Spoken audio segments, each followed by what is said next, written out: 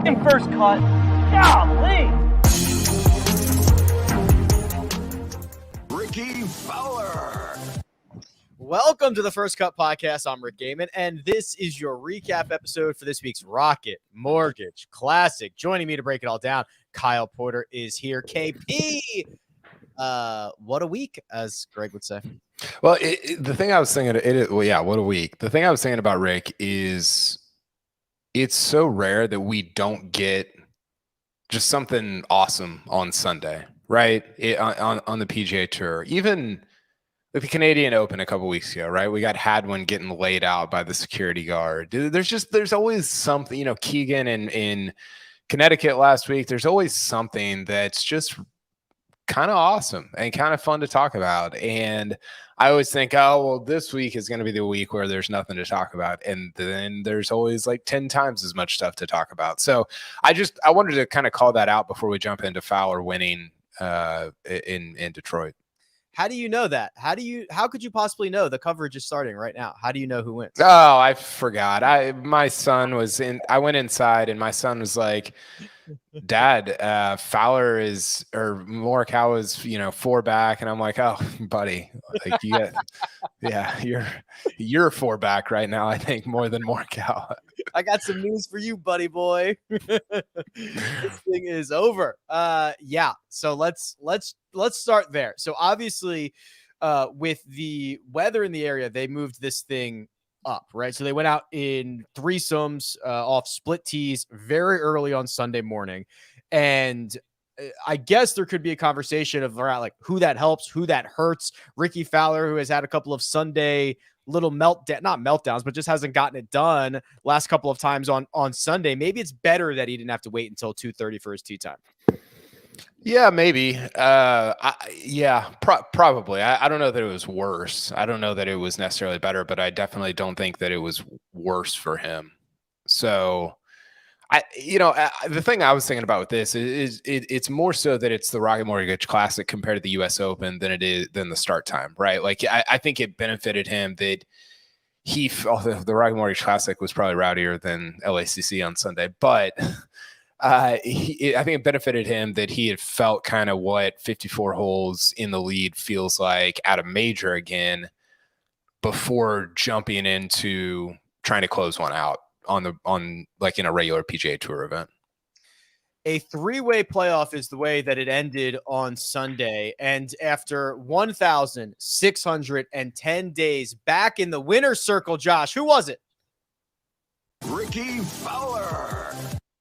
Just hit it again. Rickie Fowler. Maybe one more time. Rickie Fowler. All right. Rickie Fowler gets the job done. KP, it was not without a little wobble here and there, or at least a little doubt, because he made nothing but pars from 8 through 17.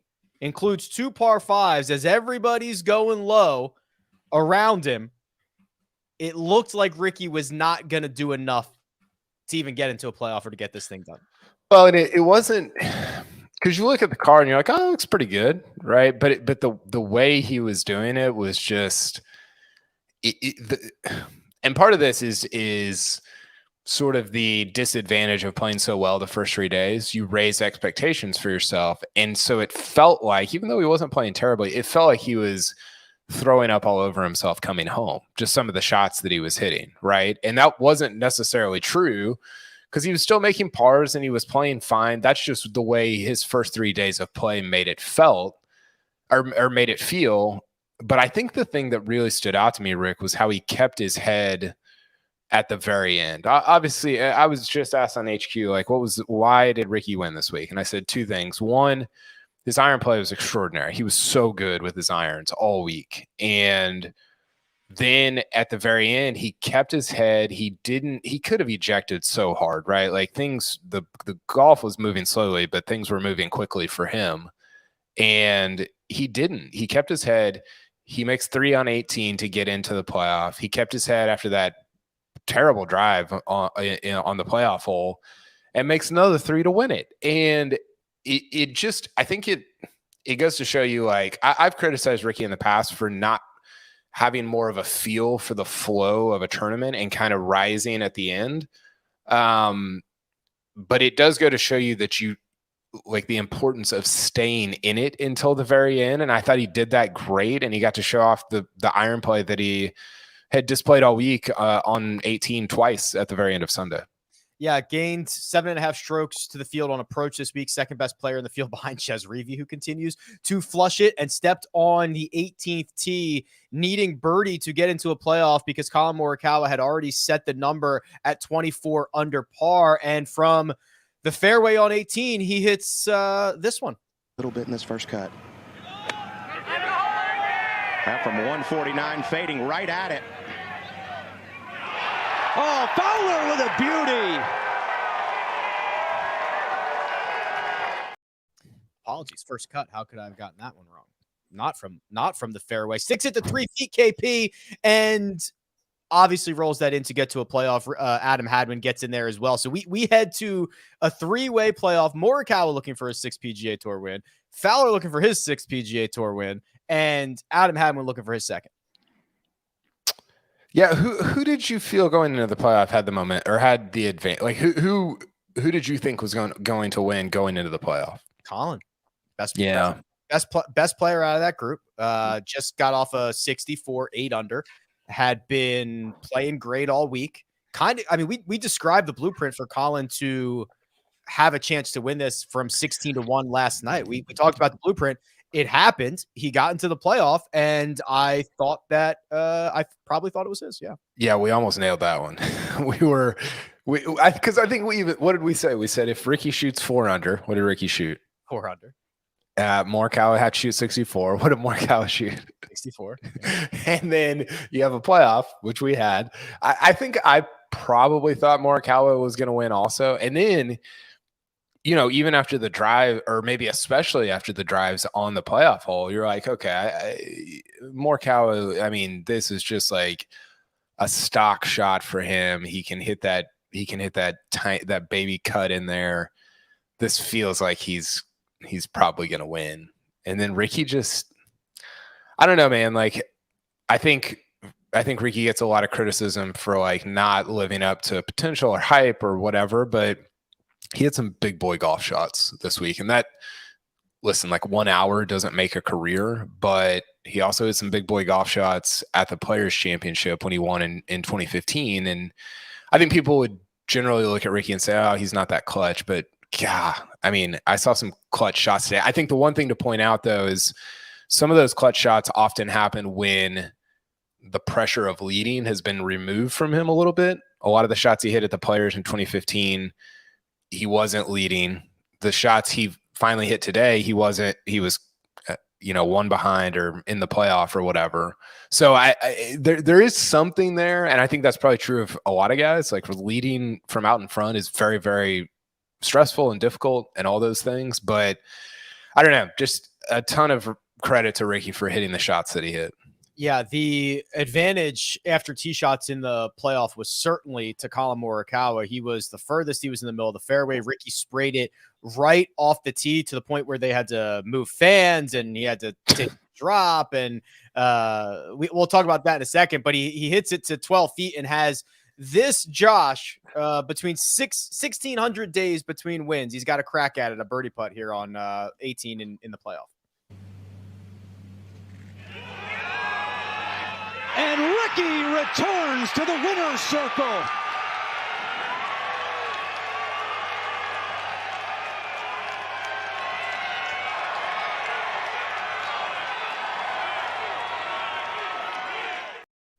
That relief, KP, that sigh, that is 4 years coming off the shoulders right there. A long time coming. You could see. He dropped 100 pounds in that moment right there. Yeah, he did. I think what's interesting though is Rickie's game has been back for 6 months, 3 months, whatever.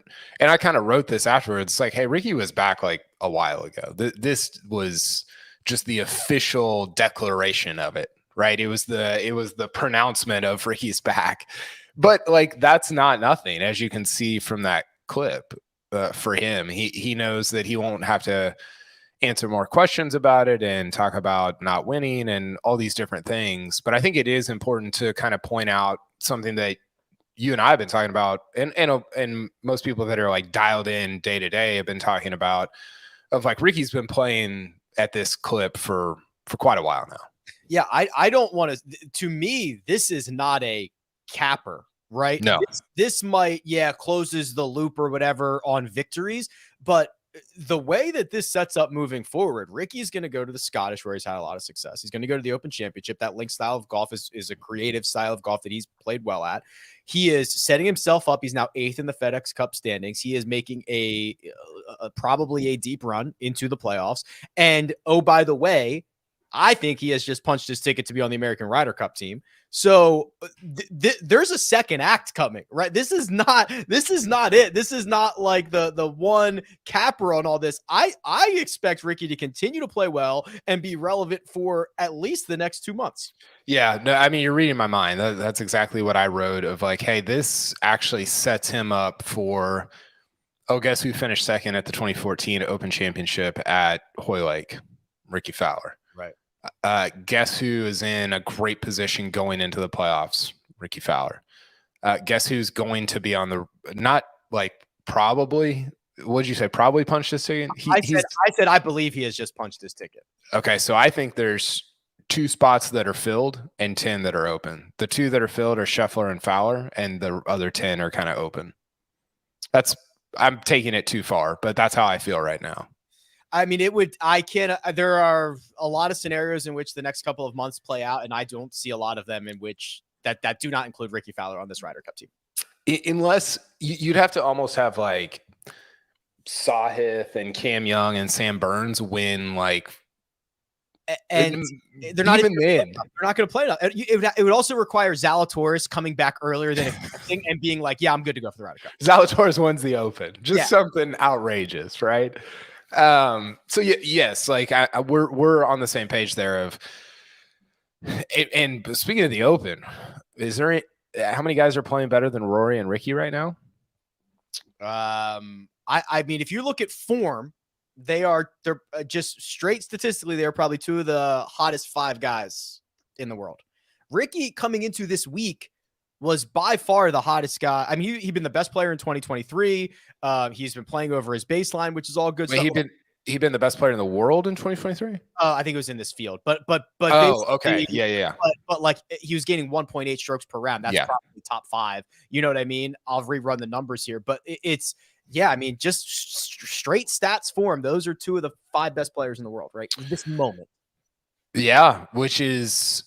And I think it's interesting because we deal on 2 different tracks here with some of these guys, right? Where with Rickie or with any of these guys, you and I are in the weeds day to day, and so we're kind of seeing stuff that maybe people like our dads are not seeing for another month or 3 months or 6 months or whatever. So the stuff we've been hollering about with Rickie is coming to fruition for the person who watches PGA Tour golf on Sundays, maybe not every week, but every once in a while. They're like, oh, Rickie. And you're like, listen to the First Cut podcast, right?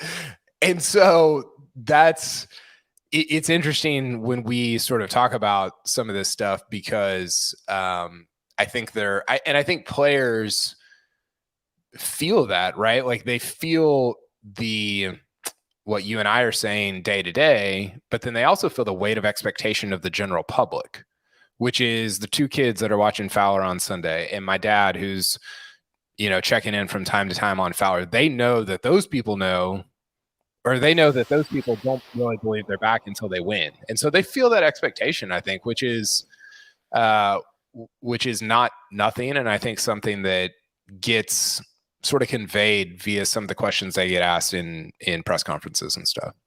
Unless your name is Collin, Morikawa and Adam Hadwin, which even Adam Hadwin was pretty happy for Rickie. This is going to be like by far the most popular win in a long time amongst both peers, fans, everybody.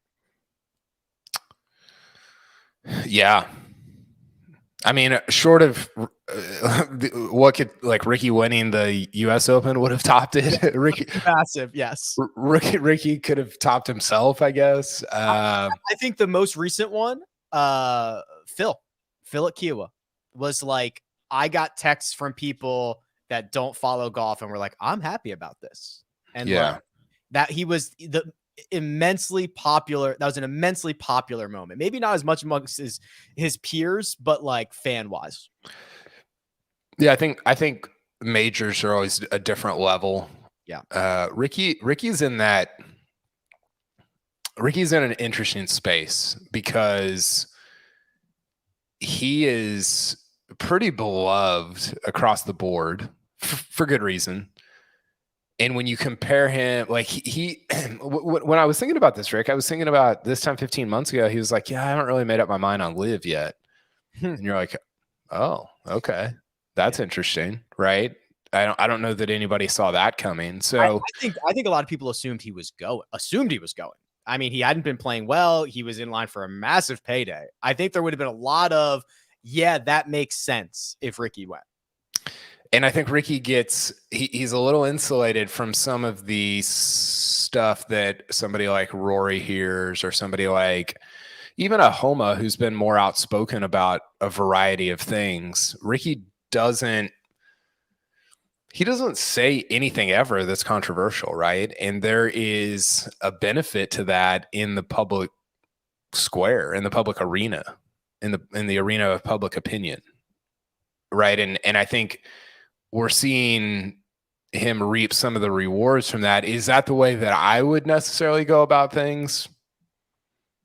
Probably not, but I think there's an incentive to not really say anything that's super controversial. Even does what I'm saying make sense?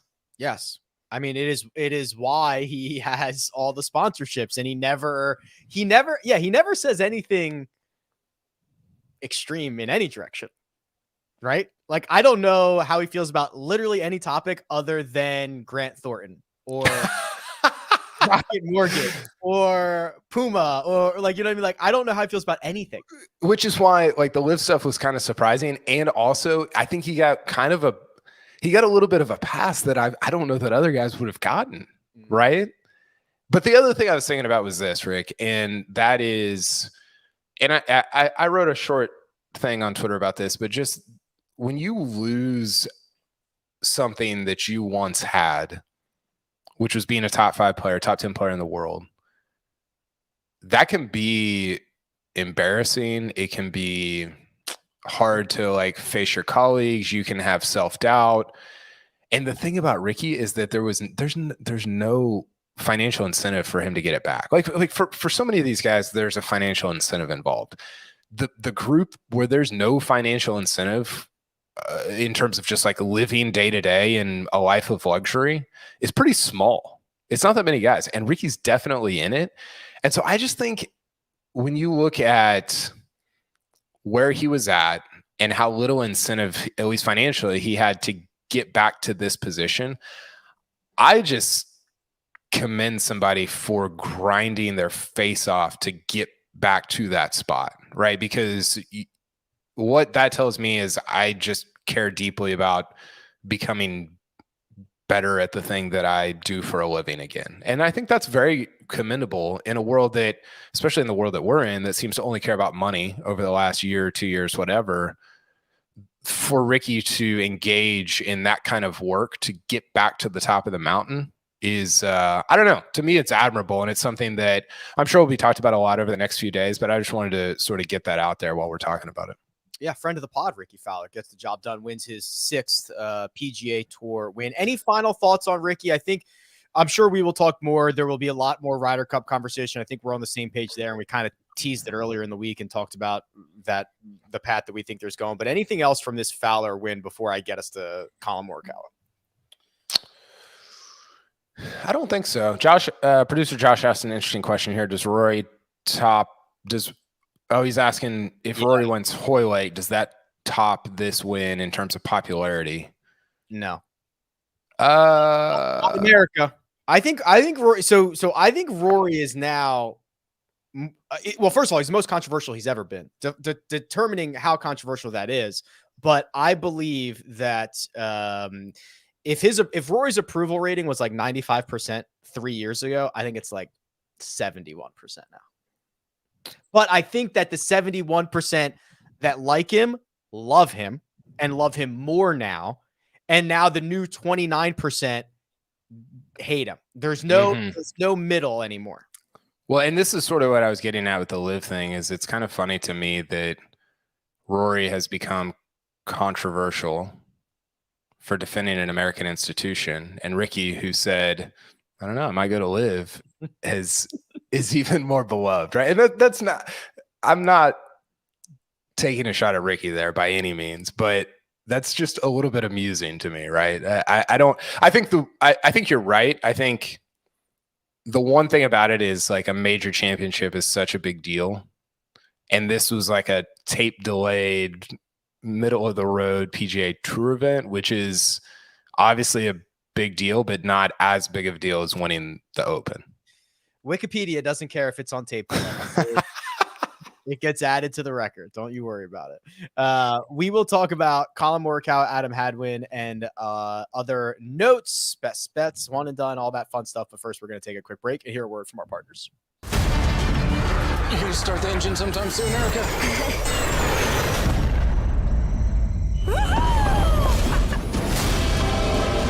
Do you know the odds of all of us being here at this time?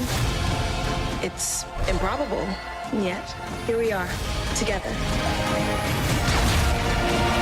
Hold on to your saddles.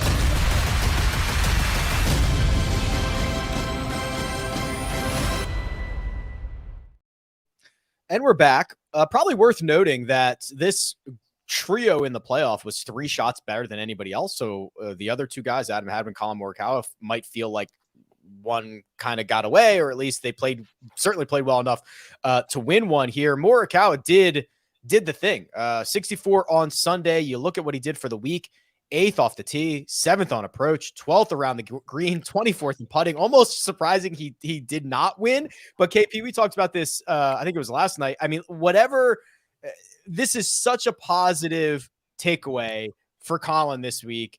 And I know it's not going to end his little 2-year winless drought, but can we stop with his game is not good right now? He's been awesome.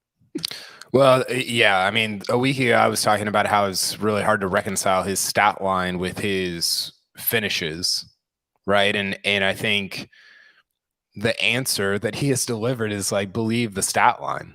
You know, believe the numbers, because he can talk about, I think we've talked about this a million times. There's so much angst over when you win so much at the beginning of your career, to not win at that same rate. There becomes all this angst over, like, the swing and, like, mental game, like all these different things. And it's like, I don't know, man. Like, I think it's pretty much the same thing. Like, that's what the numbers are showing me. And it's different because it's not as consistent, which I think is a meaningful differentiation, but also one that might be beneficial, right? Like, you talk about somebody like JT has been pretty inconsistent from a cuts made and wins. Like, he exists on some extremes sometimes. That's been pretty beneficial to his career. And I think that something like that would not hurt Collin Morikawa to be more, like, on the extremes a little bit. And man, it played out exactly the way that we thought it could. And I think I said this last night, regardless of where he finishes, I think he should be super encouraged going into Scotland, England, and then the FedEx Cup. Yes. So here's why I think people are having a hard time reconciling this. So I just looked this up.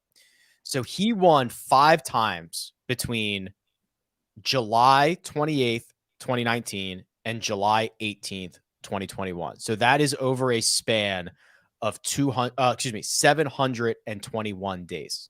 Okay. And if you throw in the DP World Tour Championship, it's 6 times in, like, 800 days. Okay.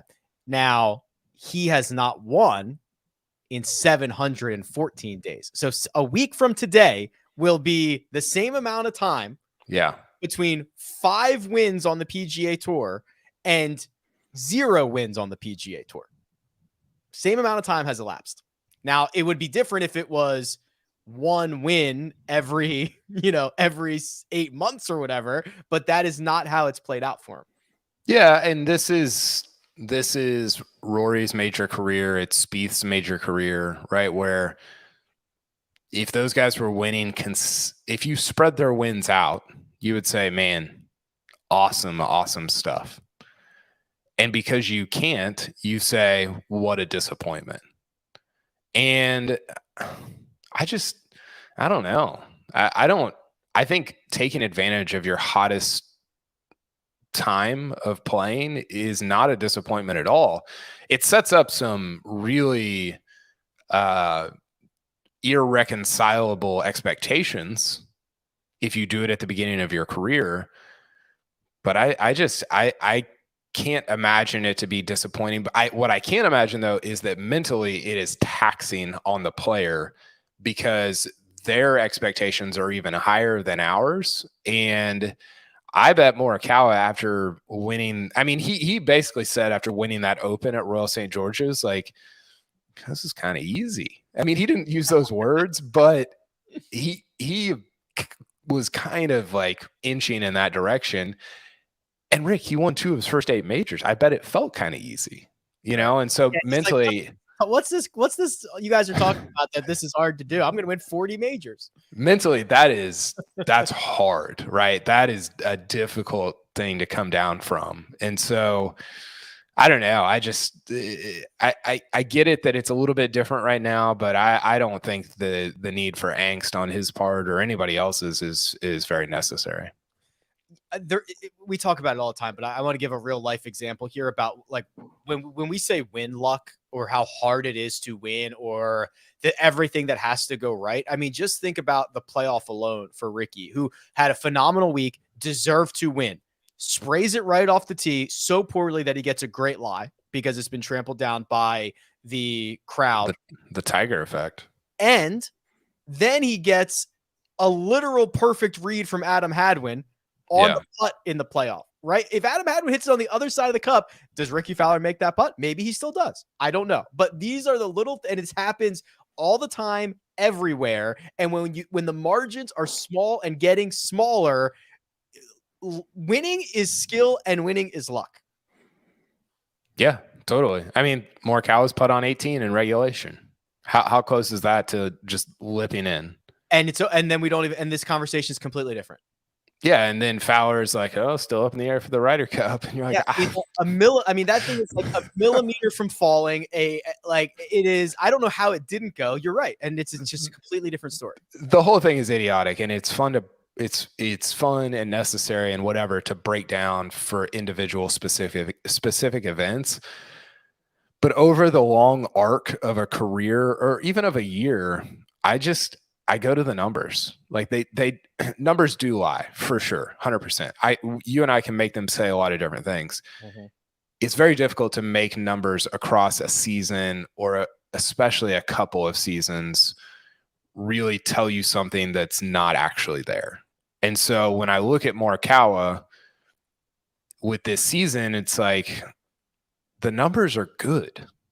Now, maybe that was weighted more in January than you would like, and now it's July or whatever, but there's no need to be so angsty about what's, the way your season is playing out.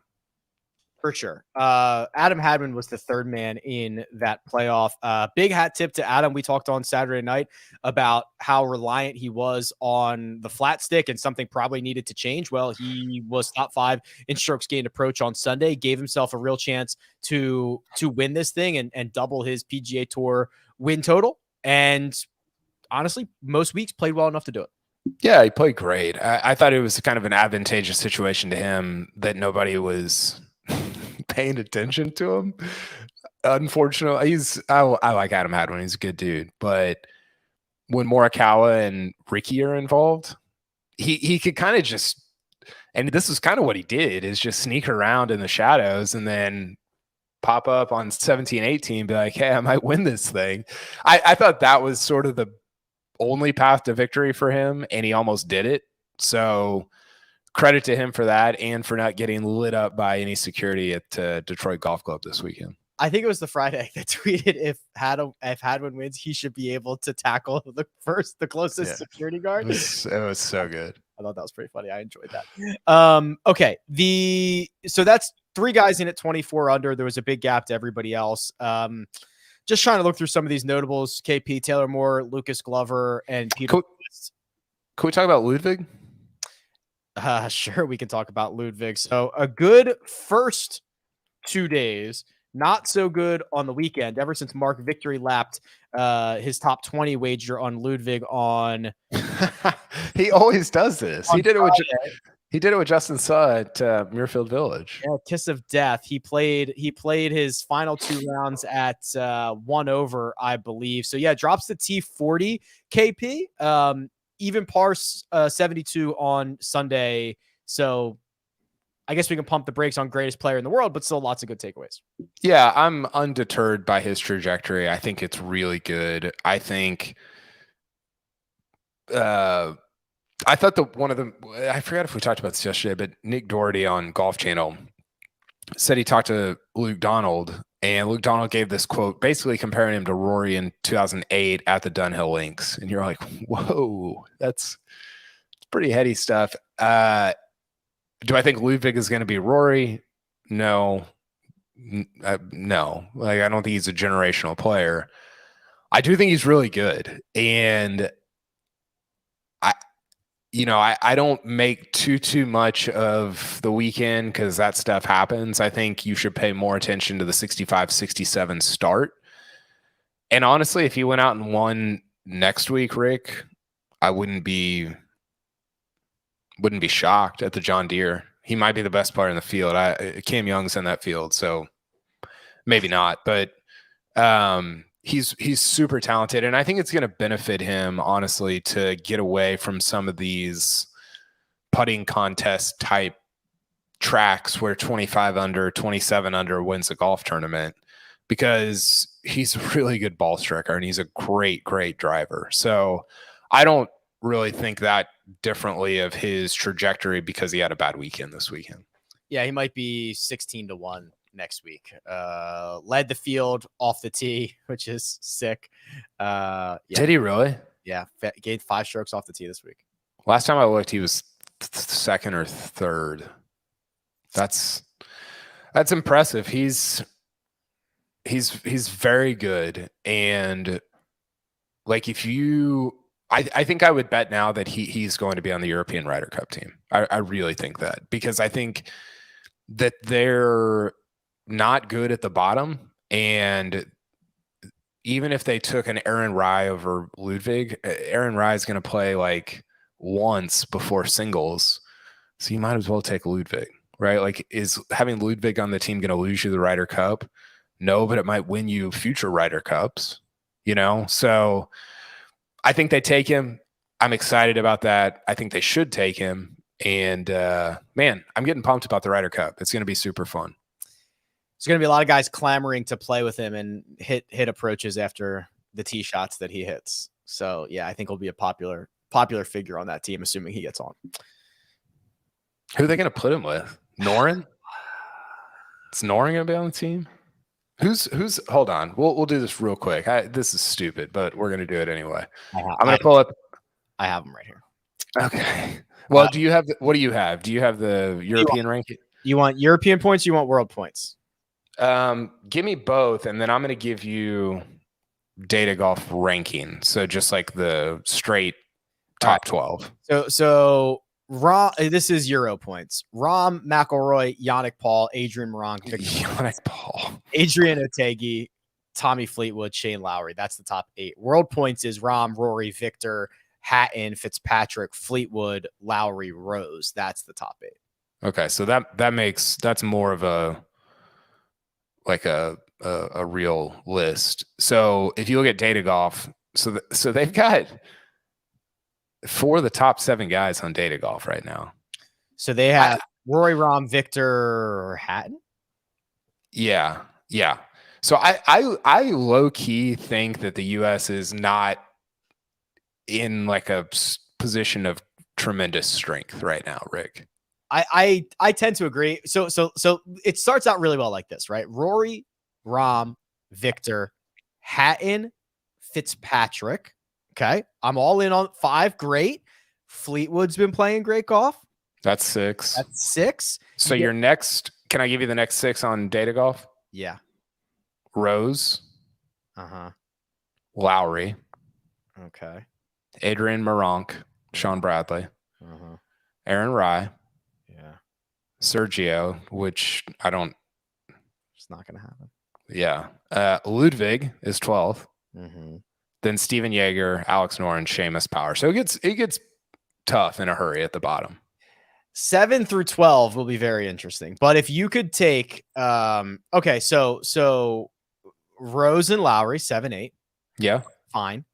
Ludvig 9. Okay, give me Lud. Yeah, give him to me. Now we're starting to stretch a little bit. I'm happy with those 9. 10, 11, 12 is. I would take Yannick Paul. Where do they have Yannick Paul? He's 134th in the Data Golf World Rankings. They're broken. They're whatever. They're broken. They're not. 10, 11, 12. I mean, nobody plays on the European Tour, Rick. They're not broke. It's. I'm just messing. I know, but he's like, what are they going to do? Are they going to roll Sepp Straka out? Padraig. Oh God. I mean, he's ahead of Paul Casey and Thomas Peters right now. I guess they do get to set up the course. They honestly might take him, which would be. I wish they could have Sergio. I'm not going to pretend to know all the legalese behind all that, but just one more. Like, take him. Whatever. I don't figure it out. So who realistically, if this team was being picked today, it probably would be Padraig, and then we've got 2 more spots. Just put Ryan Moronk on this team. Well, I think Noren actually would be a good fit for that golf course, and he's got some experience. And then Moronk, I think Rye would be out. Rye might be in over Padraig. Padraig that's kind of a, I don't know. What if Padraig finishes top 10 at the Open? He's playing great golf. And I know. And he's like the longest he's ever been. I know. It's absurd. 10, 11, and 12 are absolute doo-doo. So I don't know. I mean, I'm even fine with 9. Like the top 9, cool. That's competitive. Super competitive. But man, 10, 11, 12 are going to be a challenge.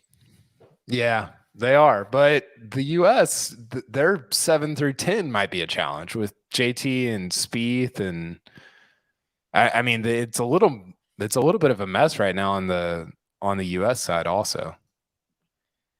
Denny McCarthy and Russell. So the top 12 on the U.S. side: Scotty, Cantlay, Xander, Wyndham Clark. He'll be on the team. Rickie will be on the team. Morikawa, Finau, Denny McCarthy, Russell Henley, Brooks, Spieth, Keegan. So Home is out, DJ's out, JT's out, Sam Burns is out, Cam Young is out. It's definitely like the worst I've felt about the team. Yeah, like this team. They're still very, very good, but it's definitely the worst I've felt about it in a while. It's a great way to say it, and thankfully, it's the closest we've ever been to the Ryder Cup since the last one. Funny how that works. Every time we're closer. All right.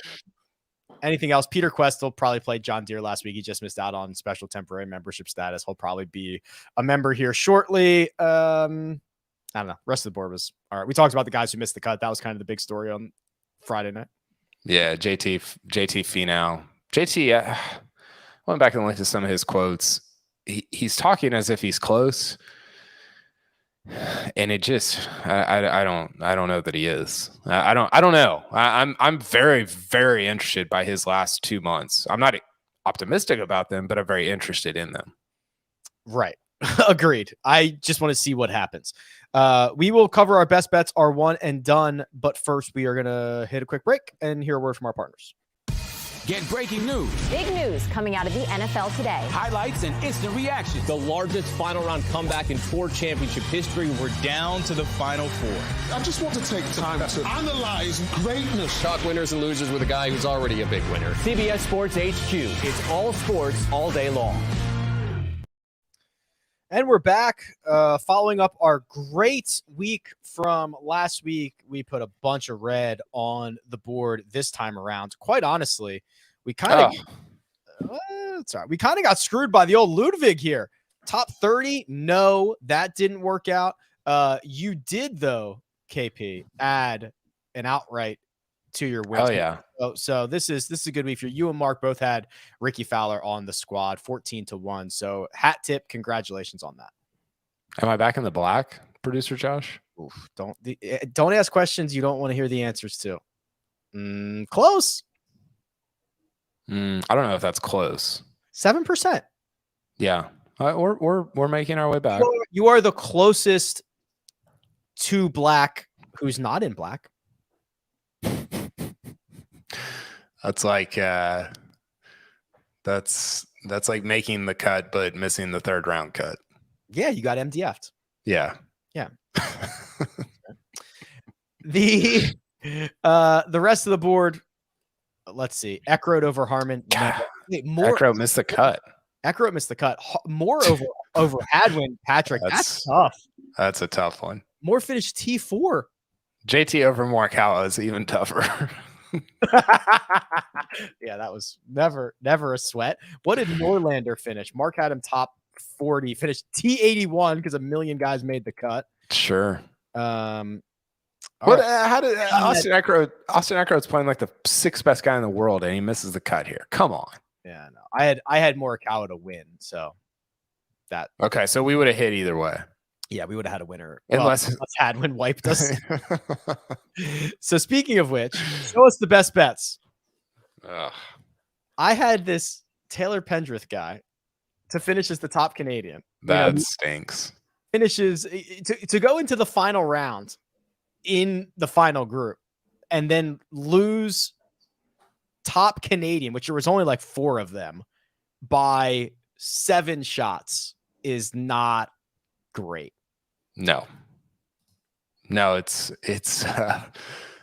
not. I had Ludvig as top Nordic. How do you think I felt about that on Friday night? Yeah, you know who got him? Probably Noren. Yeah, Noren finished T9. Yeah, Noren got him. And I think one of the Højgaards got him too.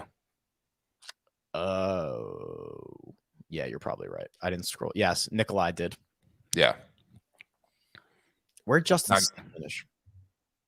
T78. So, I mean, honestly, outside of Patrick had kind of a very close week because outside of Suh's opening round when he shot a 65, he was pretty bad. He went 72, 73, 74 around a golf course that got basically progressively easier over the course of the week. So Patrick was like very close to, but you know, horseshoes and hand grenades type of deal. That's right. That's right. Okay, let's see the OAD. So stupid. Show us the one and done stuff. All you donkeys missed the cut. Every single one of you. Every single one of you except for me. Wow. And Ludvig was... So I actually think Mark's kiss of death on Ludvig Friday night was an advanced tactic. Yeah, for sure. To ensure that I did not get $1.5 million and that I only got $33,000 while all of you guys got zeros.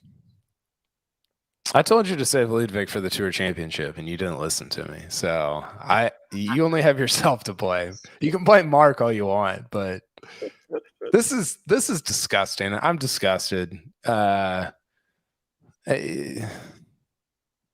this is not a great situation. I need to pick the open winner here. Hideki missed the cut. Tom Kim. What's the state of the union on Tom Kim? It is what we thought it was, right? He is who we thought he was. They are who we thought they were. He's great on some golf courses. He's not going to be great on others. He's fine. He's not a top 15 guy. And all this talk about like, oh, he's special. You're like, I'm sure he is, but he only hits it like 290. So he can be as special as he wants, but that doesn't play in the modern game, right? And so if he goes to the Matt Fitzpatrick school of speed training, then we can talk. But until then, it's an uphill battle. You know, it's very, very difficult. So I like him. I just got so sucked into how cool he is and like the hat the hat slam at the President's Cup, which, by the way, you would think he went 5-0-0 at the President's Cup. He went 2-3, by the way, but was like that dude. Yeah.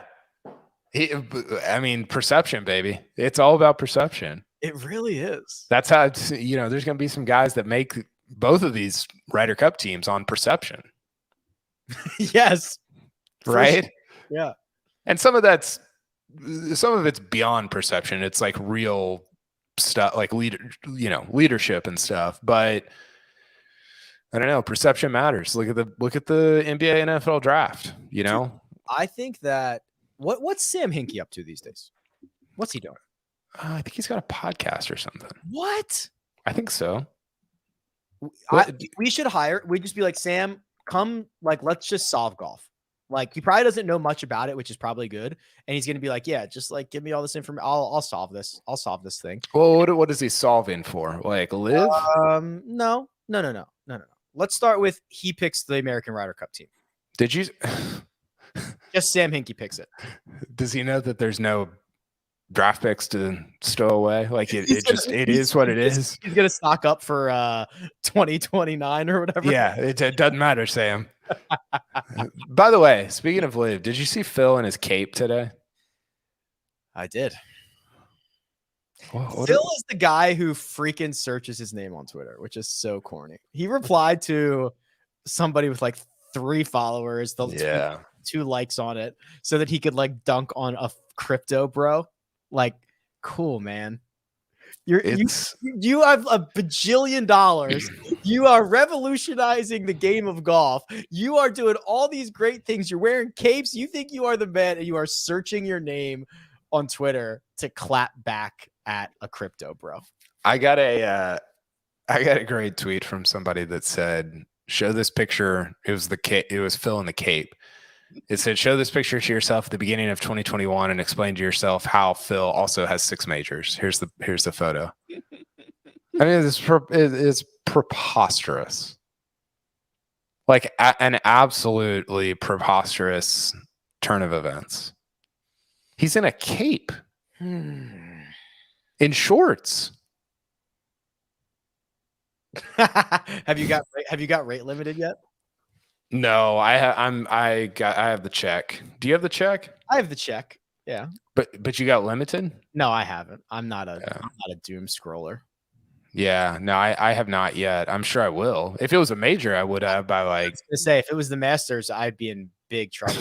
Would be DMing Elon. Hey Elon, can we get a couple thousand more? Yeah, it's a major league, bro. Yeah, Twitter. What's up with Twitter right now? It's weird, man. Like, just make the product freaking better. It doesn't like.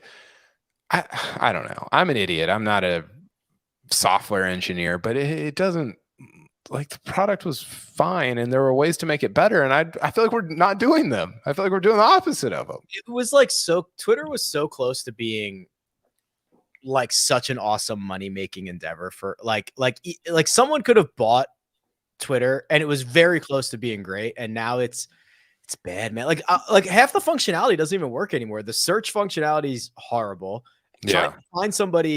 Trying to find a user doesn't work. Clicking a tweet from somewhere else and having it open up that tweet doesn't work. The GIFs don't work half the time. There's just so much stuff that's broken now. And that doesn't even like take into account the fact that I cannot imagine a scenario in which you'd be like, hey, stop. Like, I'm going to limit how much you use the product, especially because the only way to get more is to pay like $8 a month, which will never make you any money, right? Like, there's just not enough people. There are not enough people who would pay for it to make Elon any money off this. Stop with the $8 a month thing. Find money other ways. I'm sure there's a good business reason to limit the tweets or whatever they're doing. Or I'm sure there's a business reason. I'm unconvinced that it's a good one. I think something was just broken, and that was their quick fix. Okay. So yesterday 2 days ago, he was like, wow, we've had more people using it than ever. And it's like, well, okay, now today we're getting limited. It's probably because the servers can't handle it. Yeah. Also, if you are the user of the product and you're being told we're going to limit the use to protect you from scrapers, I don't care. That's your problem. Why is that my problem? Why is that me? Here's my thing. You buy the company like on the foundation of like, hey, free speech, baby. Free speech is back. And then you're like, however, we're going to limit how much free speech you can view. Yeah, you can. It's free speech. It's not free reading, buddy boy. You can't read for free. You can say whatever you want, but good luck reading it. Free speech, not free reading is quite good. I don't get that. Like that. Twitter is like such a, I mean, a lot of the live stuff has made it a hell for people like you and I who are like pretty active on there and engaged and everything. But it's also like kind of a magical place in that so many of my, not so many, but a lot of my professional friendships have developed either because of Twitter or like grown via Twitter. And you can talk to anybody. You can develop friendships with players. I mean, it's a very like fascinating social deal. And I just want it to be better. And it seems like it's going the other direction. Tesla just had their best quarter ever, probably because Elon's over here spending all his attention on Twitter. He's not micromanaging the guys over at Tesla anymore. He's such a kiss of death. So we need him to buy another. We need him to buy a different company. Right. Go spend another $40 billion somewhere else. Leave. Maybe he can. Maybe he can buy Nuco. I was gonna say, buy the tour. Yeah, he's just gonna ruin everything we love. Just like one company at a time. Elon's coming to just dagger it. What would Elon do with Nuco? Oh God! Did you see the tweet about somebody said the PGA Tour is limiting how many shots you can see in a day?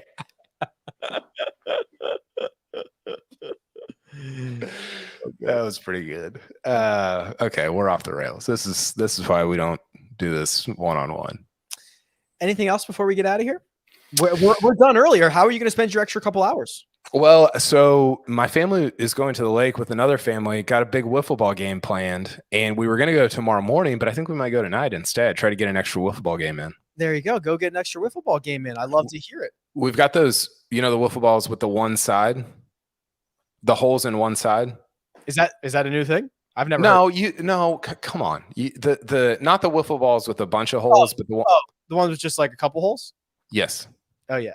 Those they move like wild, right? Oh, it's the best. Yeah. My son and I have been pitching to each other, and it's so fun to just K him all over the place. I see clips on like Instagram where how does anybody ever hit the ball? Who knows? 9 feet. Well, I think it's one of those things where you don't unless somebody hangs a pitch. I mean, it's like baseball, right? If Kershaw has his curve working, if Pedro's throwing the changeup the right way, you literally don't hit it. But if they let one hang or one kind of sails on them a little bit, then you can hit it. Otherwise, I mean, it's extremely difficult. It's fun though. Do you ever worry about like throwing your like arm out? Like, I feel like it would hurt with a wiffle ball. Yeah. Yes. My right shoulder, like when I lay in bed the wrong way, it does not sound well. It sounds not great. Wiffle ball. The writer gets a wiffle ball injury. That's a great headline. All right. Well, listen. Hey, go have a blast. Don't hurt yourself too much, but make sure you can type everything.